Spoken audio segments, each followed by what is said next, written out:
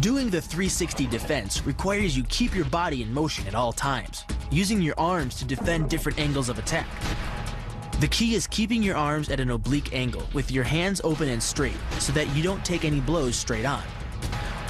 Each is deflected down the angle of your forearm, which reduces its impact.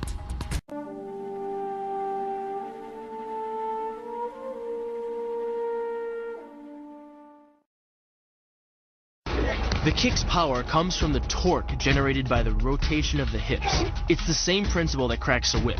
Turning the hips just a few degrees forces the foot to travel a much greater distance and creates a lot of speed as it does.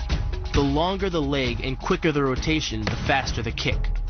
And unlike karate, Muay Thai fighters are also taught to strike with the hard bone of the shin. A Muay Thai kick can generate roughly the same force as a baseball bat, enough to crack a rib or a leg.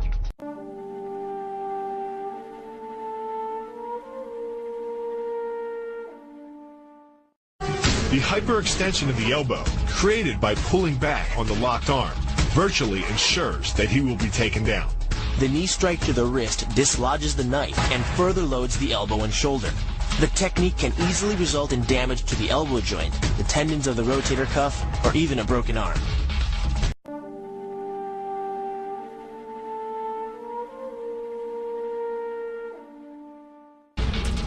First, the opponent's arm works as a lever to optimize your control. Second, your own back serves as a pivot point for the throw.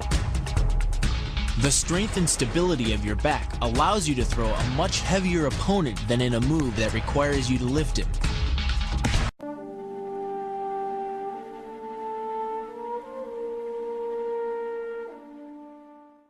This kick is all about speed. The further the foot travels, the greater its acceleration, and the more dangerous a weapon it becomes. Powered by the muscles of the hip flexor and the quadriceps, by the time your foot reaches your opponent's throat, it's traveling nearly 40 miles per hour. That type of speed yields over 1,000 pounds of force, enough to puncture the Adam's apple and crush your windpipe.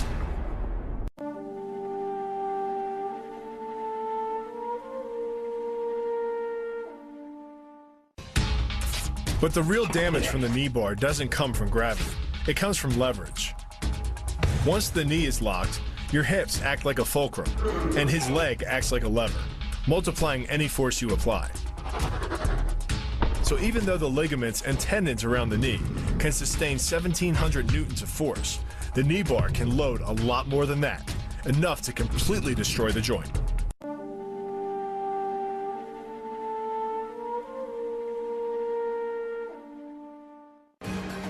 The key to the reap is to get your opponent's center of mass outside his stability zone.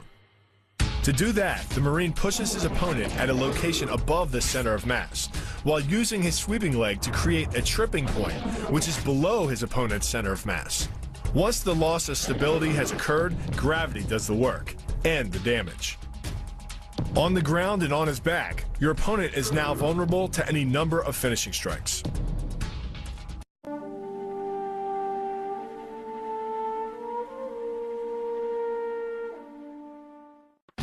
Starting from behind his opponent, the Marine wraps his arm around the enemy's neck and forces his elbow beneath the chin. Clasping his hands behind the enemy's head, the Marine applies pressure in a vice-like movement of the forearm and bicep. Working much like a nutcracker, your forearm and biceps apply pressure to your opponent's carotid arteries. Located on either side of the trachea, these two arteries are the only way to get blood to the brain. It can take less pressure than squeezing an orange to stop the flow of blood to the arteries.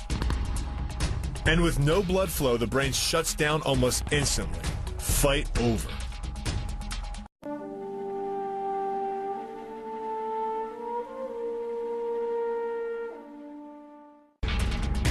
It's aimed at the largest gland in the human body, the liver. A direct hit won't just bring an opponent down. It can rupture the gland, causing severe internal bleeding. But the liver is well protected by the rib cage, so the kick must be accurate to within half an inch.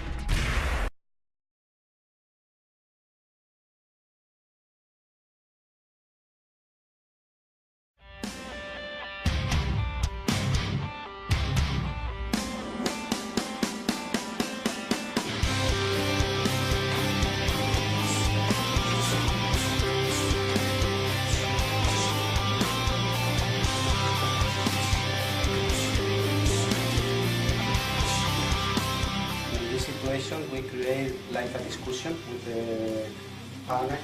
I use this for like a provocation. He attacked to me. I use the same moment for manipulation.